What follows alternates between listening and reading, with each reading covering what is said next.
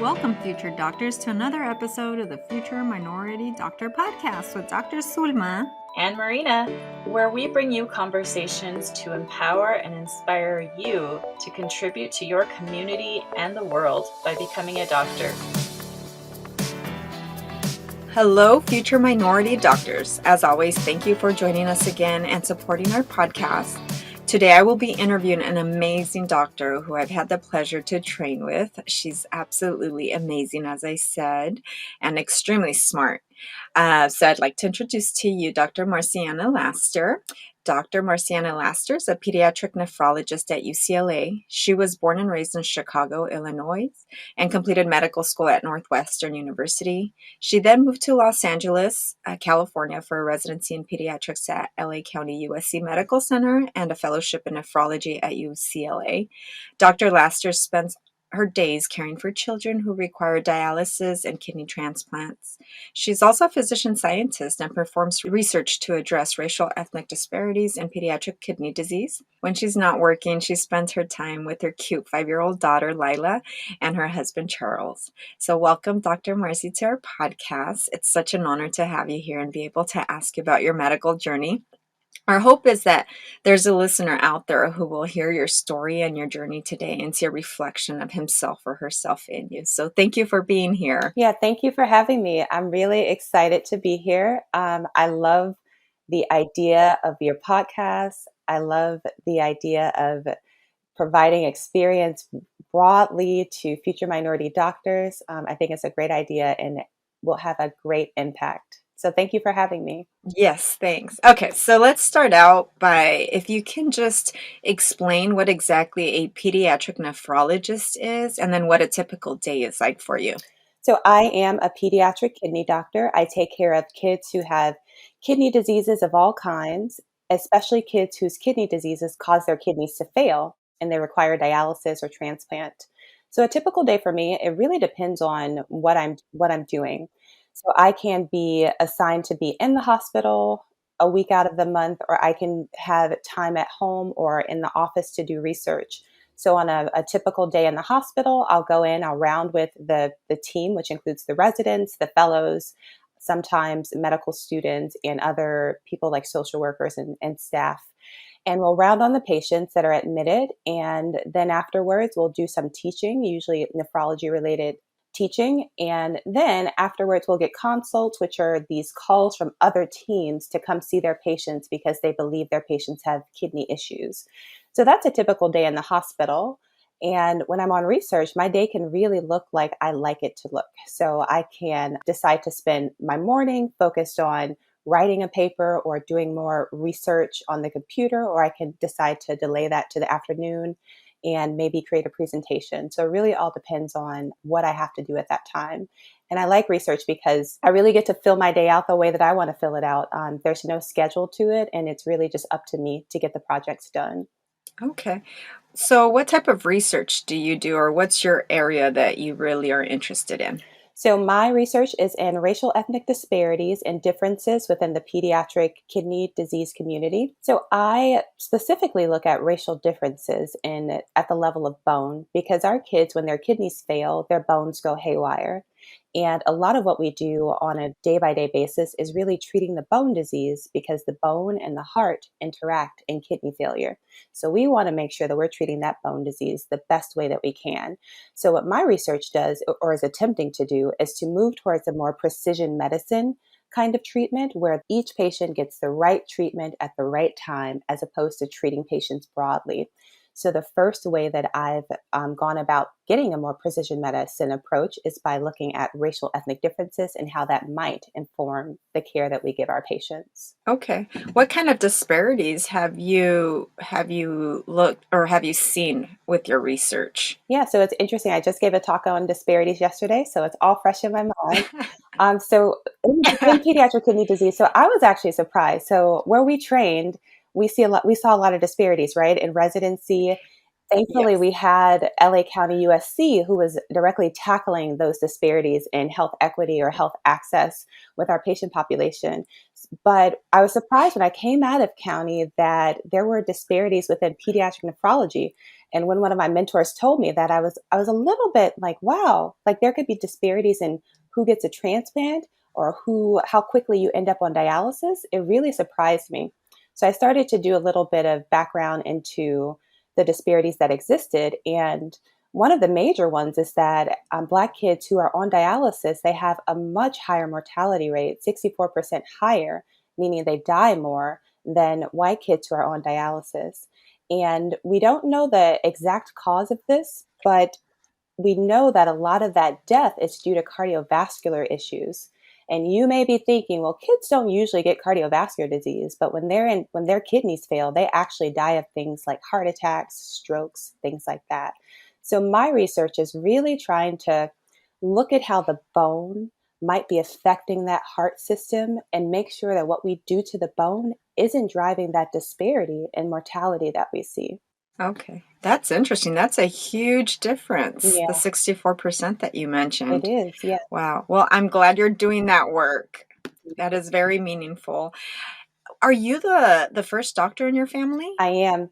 I'm the first doctor. My mom had aspirations of being a doctor, and she's always been in the medical field. I spent so much time in different parts of the hospital growing up, like, not like behind the scenes in the hospital, but she was a Mhm. phlebotomist. And like we literally would just hang out in the hospital, like at the gift shop. She'd just take me around to different places. So I had the feeling of being in a hospital environment, but I am the first doctor within my family. Wow. So everybody's so proud. They Did you have everybody calling you or coming over when I know the feeling. I know you do. All right. So what is the best part you like about your job? What would you say? The best part of my job is I actually love seeing our kids in the dialysis unit. So, another part of my day is that I'll go over to the dialysis unit. So, kids come in 3 times a week and they need to get their blood cleaned using our big dialysis machine. So, they're sitting there for 3 to 4 hours while our machine cleans their blood. And although it's really sad to think of a kid on dialysis, and it's definitely not an easy time for them, the unit it has that pediatric feel. The nurses are just really, Mhm. it's funny because they never set out to be pediatric dialysis nurses, but they've just come around these kids and they support them, and the unit is very childlike and fun. And I just love the environment.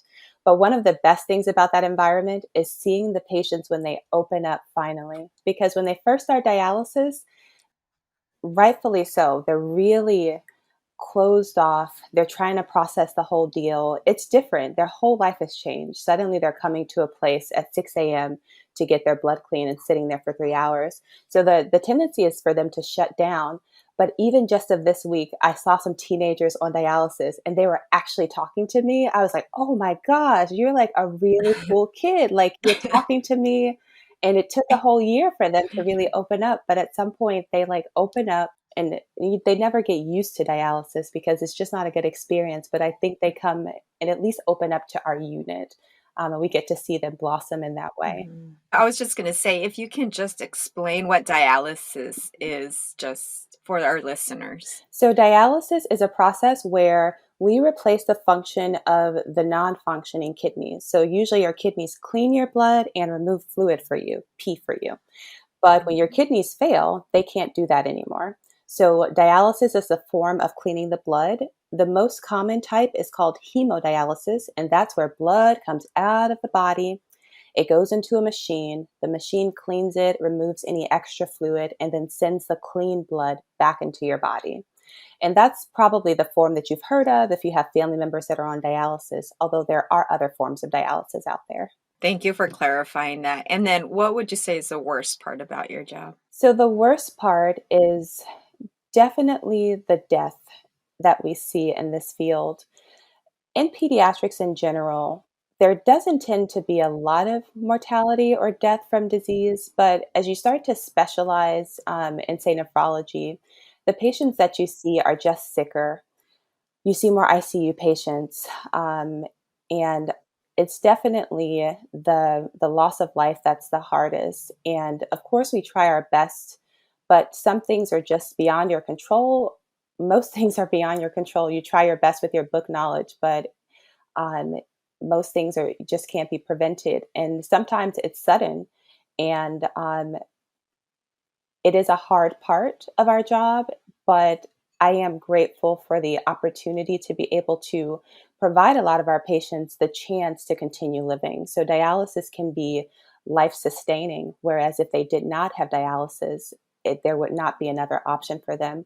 So even in the sickest patients, just the opportunity to give them the chance to continue to fight whatever disease they're fighting by providing dialysis does make it worthwhile. Yes, I would definitely relate to that. Even just, I think in any profession you go to, at one point you will lose Yeah. patients, and it's definitely the hardest part. But it's nice to be there while during the process that you're able to hold their hand and help them and comfort them as much as you can Yes. while they're getting treatment. All right, I'm going to switch gears a little bit and ask you about your upbringing and background. Mhm. So, if you can tell me a little or tell us a little bit about what your upbringing was like in Chicago and Mhm. then your background, just what it was like growing up as Marcy before she became Dr. Marcy. Okay. So I say I'm from Chicago, but in reality, I'm from the south suburbs of Chicago. The same area, so I can say I'm from Chicago. But so I grew up in the south suburbs, a lot of small suburbs stuck together on the south side of Chicago. And I grew up in a place called Harvey, Illinois, which is it's an okay place. It's not, I don't think many people were rushing to move into Harvey, Illinois. It was often the opposite. But I did have, great teachers there in my high school, despite the fact that people wouldn't necessarily believe that it's a great performing school. I had so many resources by growing up in Harvey, and I actually wouldn't change anything about it. But growing up, I was the only girl, and I grew up with three brothers in the house. I have seven brothers total. I didn't grow up with them all in the house though. But growing up as the only girl, I spent a lot of time just kind of, I think, in my head, journaling, singing to myself, like by myself in the room, like late at night. I used to watch like BET late at night and just like sing. And like I thought I wanted to be a singer. And it's so funny because I never, for some reason, despite where I grew up and my surroundings, I never felt limitations. And I think that's because of my mom's impact. So for me, it was like, oh, you can be a famous singer or you can be a doctor. Just make a choice. So it was like either one of those were within the realm of possibility. None of that was off the table. So at some point I decided, yeah, I'll be a doctor. I'll let that singer thing go away. Being a doctor is easier. It was actually the conversation I had with myself. So it's funny, I never felt those limitations. And my mom says that I said I want to be a doctor from the age of 4, which I doubted. But now my daughter is saying that she wants to be a doctor and she's 5. She keeps asking me, can we go take care of the patients at the hospital? And I had to tell her yesterday, mommy is off for the week. Like, I'm not going back into the hospital right now. But yeah, that's how I grew up. Only girl, a lot of time spent alone, and just really with an idea of just limitless opportunity out there, which I truly think that faith is a huge part of my life. And I can't imagine that is anything other than God inspired, because nothing about my surroundings said that I could be whatever I want. But there was never a point where I really doubted it. It was just a matter of making a decision of what I wanted to be. So, I have to bring this up because I know this about you and you didn't bring it up, that you participated in beauty pageants. Mhm. So, come on, let it out. So I did, and I was in medical school when I did it. So I participated in beauty pageants. I wanted to be Miss America, and unfortunately, I was not Miss America, as you can see. But I really enjoyed pageants. I can't even say like, oh, they were superficial. It was a bad time in my life. Like, no, it was like one of the best times in my life. I actually learned so much about myself during beauty pageants. And I heard how I got started is I heard an ad on the radio, 17 years old, ad on the radio while I'm driving, Uh-huh. beauty pageant coming to the Holiday Inn down the street. So I like, oh, okay, that sounds cool. I'm 17. I show up that first day. My boyfriend at the time, who's now my husband, he drops me off, and I'm like crying in the lobby. I'm like, oh my gosh, what did I sign up for? Why am I here? This was the dumbest thing I ever done. But by the time I left 2 days later, like I did not want to leave. I was like sold on pageants. I would still be doing pageants now if they didn't make you age out at the age of 25 for Miss America. I'd probably still be doing it. But it was really good. It was a fun time. Oh, that's hilarious. So was your special talent singing then? It was. And it didn't go so well all the time because I had like terrible stage fright. So, yeah. So, behind the scenes, I think I sounded okay. But as soon as I got on the stage, it was like, ugh, it's not what I practiced. So, I didn't know you sang actually, just from even all that this time that I've known you. I didn't know you did singing too. no. How come you never sang with us when we were in residency and Wait, those late were you nights? singing somewhere? Did I miss the singing part? Because I would Sometimes you know how it is at 2 or 3 in the morning. you You can just get do kind of anything. crazy. So no, yeah, I hit Exactly. it. I hit it. There's only one time where I actually sang, and it was at one of our attendings' houses, and my co-resident was on the piano. We were singing John Legend's "All of Oh, You," or "All of Me." I don't know what it's called anymore, but we just like had a little jam session. A lot of people were there. I don't know if you happened to leave early that day, but that was the only time I sang in residency. okay. You got to sing something for us right here. No, I don't even know where to start. Where do I even start? Do you have any requests? Well, if I can't see you be Miss America, let me hear you sing it. Okay, let me see. I like Hamilton is one of my faves. So Oh yeah. what's a good Hamilton song? Oh, Dear Theodosia. Absolute favorite song. Okay. Oh gosh. Okay. Dear Theodosia, what to say to you? You have my eyes, but you have your mother's name. When you came into the world, you cried, and it broke my heart. I'm dedicating every day to you. Domestic life was never quite my style. When you smile, you knock me out, I fall apart, and I thought I was so smart. That's not so great. Sorry. I love it. Oh my God, you are amazing. See, I didn't even know this. Please, can we keep this on our podcast? Maybe part of it. Okay. I know, I totally put you on blast. Sorry. Okay. All right. Other than being a beauty queen, a singer, and everything else. So I know you mentioned that you decided to become a doctor, or I guess you mentioned it to your mom when you were at a young age, but when did you definitely say, okay, I'm going to pursue being a doctor? And then what other careers did you ever consider other than singing, Yeah. obviously? So I think the time came. So I was wavering between pre-med and pre-law, still in high Oh, school. And I don't know. I don't know why I was considering law. It might have been some things that were going on in my family. In particular, my uncle, one of my youngest uncles, was killed by law enforcement. And so I think maybe that was part of the reason why I was considering law at that time. But then my boyfriend, who's now my husband, he ended up having a couple medical issues, epilepsy, and he had a ruptured appendicitis and actually got very, very sick. So at that point, I had this feeling like I want to know what's going on with the health of the people around me. And I just really felt like I didn't want to be on the outside of that. Like I wanted to be able to speak into those things and to have the mhm. knowledge. And so I think that really tipped me over to, okay, I'm going to go into medicine because I really want to know what's going on with my family. And I think I spoke that into existence because like I literally know what's going on with every family member and any medical problem that they have. They call me, we discuss it, and I help them work through it with their doctors. So I think that's what finally tipped me over. Okay. And then what other careers did you ever consider? So I would say law was the only other thing that I really, I think, Okay. strongly considered in terms of what to go Mhm. to college for. Yeah, I think Okay. those were the only two choices. And then singing, you said Mhm. when you were younger. When you were deciding to become a doctor, what was the one thing that most made you question yourself if this was an achievable goal? So I sort of had this blind um, momentum, I would say.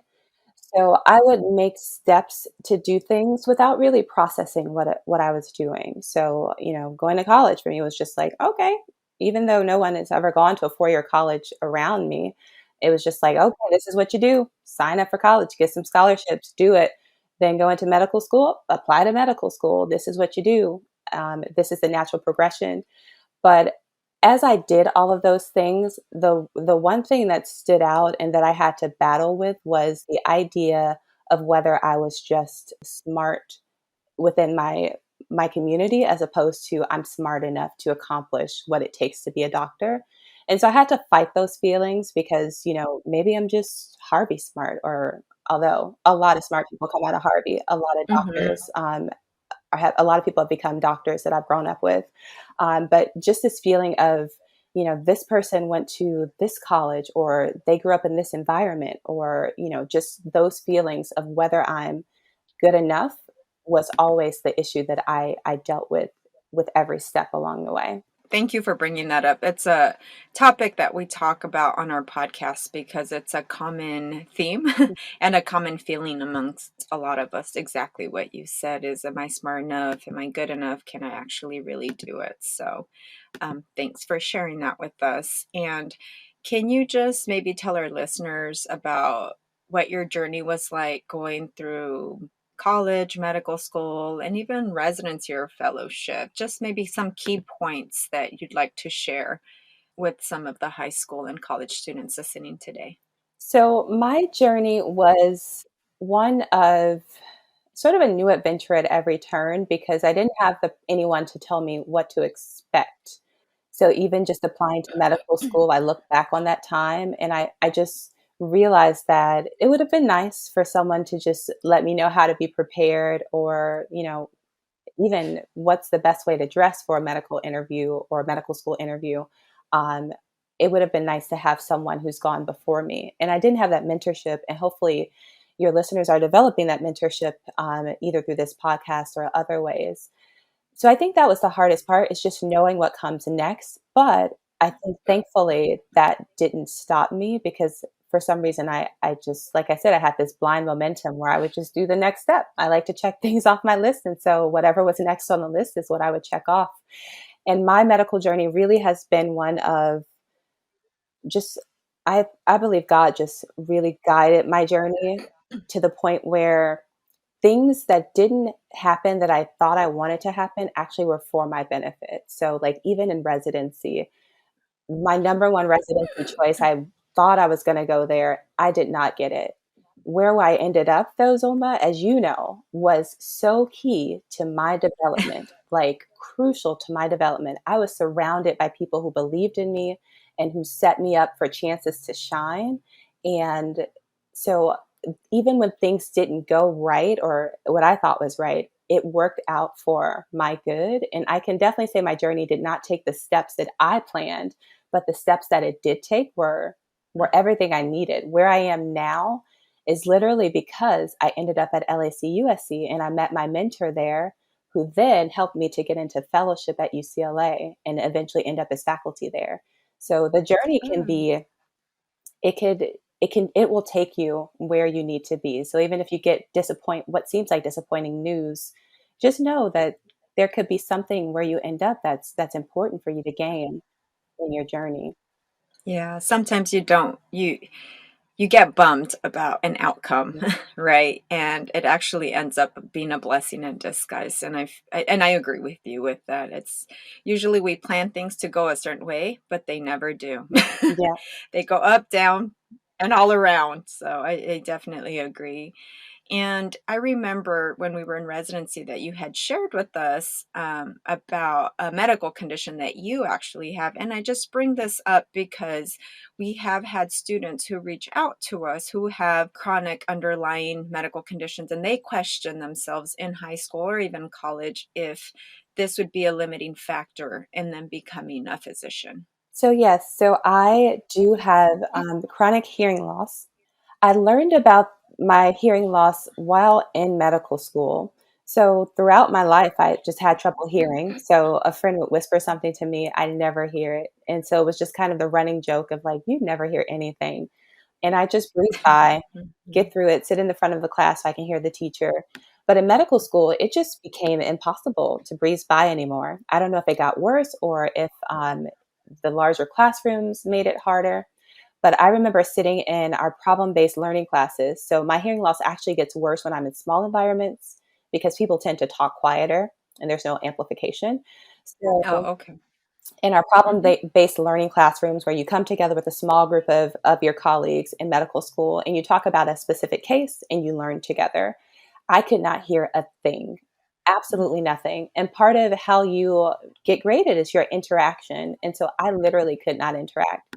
So I had to make a decision to do something. I went and got a diagnosis from the ENT doctors there, and I was told I have otosclerosis, which is when your little bone in your ear becomes calcified and it doesn't move very well on your eardrum, so that you get a conductive type of hearing loss. And so, great, I have a diagnosis, but I had no money to afford hearing aids was the issue, or even correction. So the first thing I did until I got a coverage for my hearing aids was I went to Radio Shack and I got this little sound amplifier box, and you wear it with a set of AirPods or a set of headphones. And the way I learned about it is Mhm. on the geriatrics rotation, my attending told me that old people come in with their little boxes to amplify sound. I'm like, that sounds like something I could use. So I go to Radio Shack and I get my little box. But I was so nervous to use this in front of my classmates because, obviously it's going to be like, what's going Mhm. on? What's your box doing? And why do you have on headphones?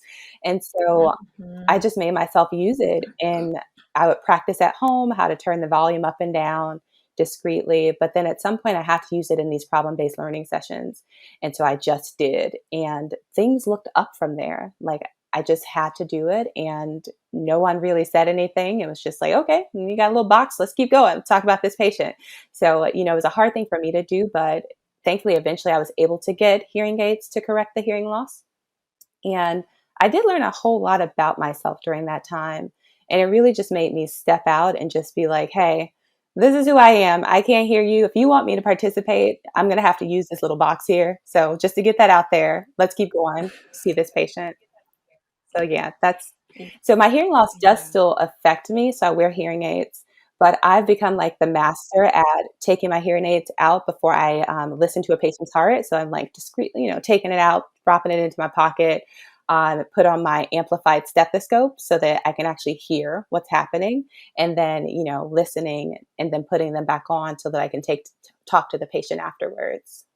Wow, that's amazing. Thank you so much for sharing that. I'm sure there's someone here that will listen to that, or, sometimes there's kids that have the unilateral hearing loss. So they can hear well from one ear and they can't, and they're just born with it too. So it's nice for them to hear if they can also become physicians. It should not be a limiting factor whatsoever. Yeah, it should not, Thank you. because you would think for a doctor that a hearing loss would be a limiting factor. We have to use our Mhm. stethoscopes, we have to talk to our patients, but there's a way around a lot of things. So even if you have other chronic illnesses or issues, there are ways around them.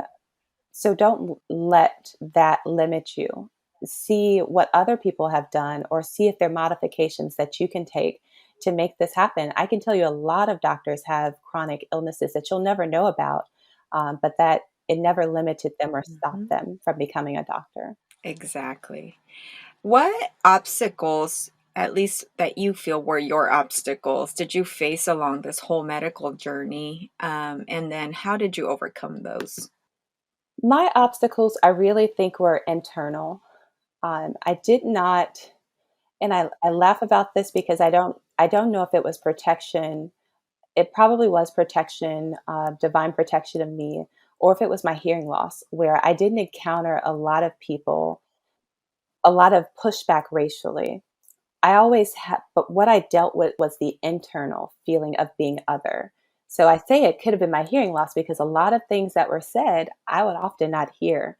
So even when I had my hearing Mhm. aids correction, depending on the setting, it may breeze by me and I might not hear it. And if it just seemed like an offhand comment, I would just let it roll because I didn't hear it in the first place. So I wonder if that sort of protected me from the outside world. But internally, I felt the sense of being other. And it's gotten less so as I've gone up the ladder. But initially, being in a medical school class and not seeing many people that look like you or that you can relate to, that can be a real internal struggle. And I love where I trained for medical school because it was just it was about the medicine and it was about the teaching and it was about everybody being a great doctor. The standards were just, they were high, but they pushed you to get to those standards. And I really felt supported there. But because of my sort of internal struggles with being other, I didn't really connect with people. And I think that's probably one of the difficult things is that I felt so outside that I didn't build relationships. I probably have one or two medical school friends out of a class of 200. So I just never really felt integrated because I always just wondered, am I good enough? Do I belong to be here? Do I belong here? I was on the wait list at this school. Do I really belong here? You know, I was on the wait list. I didn't get chosen with the first round. Am I like the second choice? Like that thing. Don't let that, don't let that, don't let that bother you. If you get into medical school, Mhm. you belong there. Even if you're trying on your second, third application, you belong there when you get there. So you just have to know that. And I will tell you this, the higher up you go, you realize that people are not that smart. They have nothing more than you. And I think Michelle Obama said it. The people around the table are actually not that smart. Like it's average intelligence. And a lot of us actually, because we've been pushed and we've had to try so hard, we actually have above average intelligence or above average abilities because of our background of being able to be empathetic and associate with different people, of just being caring and really caring about what we do. We have an above average set. So don't let those internal feelings persuade you away from this field because literally when you get to the top, those people, I'm like telling you, like if I could name names, I would, but I'm not going to do that. They're not, there's nothing superhuman about people. It's about how hard you work. And for some people, charisma and, you know, connection carries them to the top and it's not necessarily intelligence. So be comfortable in yourself and let your natural personality, your charisma and your hard work carry you to the top because you can get there. Yeah, we're gonna have this a discussion on one of our episodes on resiliency, and I always think if there's a way we can measure resiliency intelligence, Mhm. I think that is so important, and that really shows those. It could really bring out those students. They will make it. They will make it in medical Mhm. school because we have gone through so much in our lives, and we've had to figure it out. One example is like you said, I couldn't afford a hearing aid. I'm gonna figure this out another way. That's resiliency, Yeah, right? yeah, yeah. So, and then that's why you make it. So, very, very important. And I agree with you. I think connections allow people to get in. I was too waitlisted on everything as well. Mhm. Yeah, And I said, they kind of want me, but they don't. exactly. Oh, It plays man. with you. It plays with your psyche a bit. But you got into Oh, my medical gosh. school. Yeah, exactly. I'm like, oh, and I almost feel like, and I mentioned this in a podcast, I almost feel like it's worse than just being straight out rejected. Yes, Because I'm like, that you're just in limbo and you just don't know if you're good enough. It yeah, makes you question yourself even it more. But does. thank you. But yes, but so Totally the agree. listeners should know that if you are waitlisted, that still means that you're in the top echelon of applicants. And it played with me for 4 years of medical school. But I was waitlisted was kind of the ringing tone in my head. Let that go. If I could change anything, I would have totally let that go. Exactly. Okay. So if you could go back in time and talk to your younger self, say when you were in high school or college, what advice would you give yourself?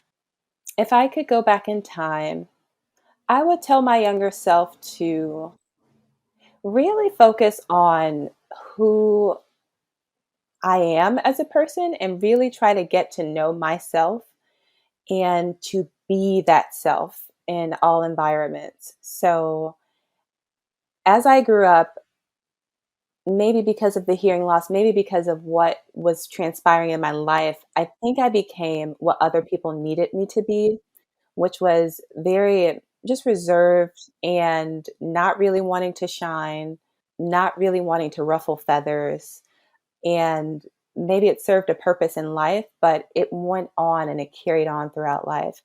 And I would say really just explore who you are and your identity even early on, because it's nice if you can be you as you go through this ladder, as you go up the ladder through medicine. It's nice if you can bring your authentic self to the process and not the self that you think you need to be for it. So I was a very compliant person. So, and I think the pageantry actually fed into my compliance because I wanted to do things the way the other girls did it. I didn't want to stand out like, oh, this is what you wear, this is how you say it. So I really became very compliant. And I think that carried over into medicine, whereas I didn't bring my natural self into the process, but instead I tried to emulate what others look like, or, how others went about doing things, how they interacted. I think that's getting better now because I'm forced to deal with my colleagues, and I really want them to see who I am and not necessarily what they're comfortable with all the time. But if you learn it early on, you might not have the struggle I have right now figuring it out who I am, especially in this big career in this field of medicine. You definitely learn that sometimes ruffling feathers is necessary And sometimes to bring yeah, and change. sometimes they get ruffled just because they're easily ruffled and not because of who you are. But you don't change who you are because those people are Mhm. easily ruffled. And that's what I'm realizing about Exactly. myself. Definitely. And then just to close off, just the last question we like to ask a lot of the doctors that we have on here. What advice would you give to younger people today that are thinking about pursuing a career in medicine? The advice I would give is that you are on the right track because you are definitely needed in the medical field. There has been progress in terms of seeing more minority doctors, but there needs to be more progress. We need to have the representation of minority doctors needs to mirror the representation of our country. And that's just the bottom line because we have a number of populations in our country that need assistance in trusting healthcare. And so part of that trust building is by seeing people who can relate to you physically by what you look like sometimes, background wise, or even just mentally what you've gone through. So we need all types of experiences, all types of people. So keep going and you're on the right track.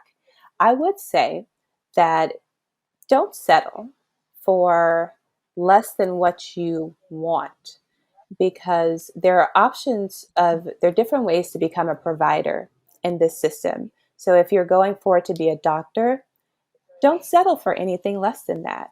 Not to say that any other provider type is less, but if your goal is to set out to become another type of provider, push forward and become that. But if your goal is to become a doctor, you can do it. Don't let anyone talk you out of the ability of being a medical doctor. Because what you end up doing in the end, you both end up taking care of patients, but there are different levels to being a physician that you can take advantage of. So I really want to encourage you that not to be dissuaded from your original goal of setting out to become a physician if that truly is what it is. It will be tough, and that's just the nature of doing tough things, but like you said, Silma, with the resiliency that many of us have built up, we can do tough things. And when you hit a barrier, you just find a way around that barrier and you keep going. Definitely. Thank you. I agree. It's sometimes I think people around you that will feed things into you to settle for less, but that little voice inside of you, listen to it because if you I agree with you. You have this sense where I want to be a doctor, but everything around you tells you otherwise. It's blocking out the noise and listening to what's inside because that's really what you're meant to be. So I agree with you. Okay, anything else, Dr. Mercy, that you want to mention before we close it off or anything else? The only thing is I have to put a plug out there for pediatric nephrologists. So if you, because there are few of us, So you guys are early in your career, but remember pediatric nephrology? Remember, it is a great field. As you go up there in medical school, people will say that the nephrologists are so smart. Do not believe that. We just have a lot of formulas that help us figure stuff out. It's all formulaic. It can all be figured out. So keep nephrology in mind. I'll even take adult nephrology, but pediatric nephrology, don't forget that name. Yeah. I'm curious, do you know like the roughly the number of minorities in nephrology or pediatric nephrology? There are few. I don't know the number offhand, but there are few, and I think I know them Okay. all. There's so few. Okay. So, there isn't a huge representation within pediatric nephrology, Okay. but I think it's a matter of I can't say that it's any worse than medicine in general, though. Because it's pediatric, it Okay. may be a little bit better represented, but I don't think it's any worse than medicine in general. Yeah, I was just asking because I think you are the only minority physician that's a nephrologist that I know. And I had that same conversation. We had a trauma surgeon on before, and I said, "You are the only one I have like personally met." Yeah, so, so that's cool. yes. So please listen to Dr. Marcy. If the kidneys interest you, please go and become a nephrologist, pediatric or adult, whatever suits your flavor. All right. Well, thank you all for listening to our podcast today. I hope that hearing Dr. Marcy's story inspires you to continue your dream of becoming a doctor. Please feel free to share this podcast with your friends and family, as we are here to inspire a new generation of doctors. And please don't forget to follow us on Facebook, Instagram, and TikTok. We are also now up on YouTube as well, so you can check us out there. And remember, you could also visit our website for additional resources at www.futureminoritydoctor.com. And peace and love, everyone.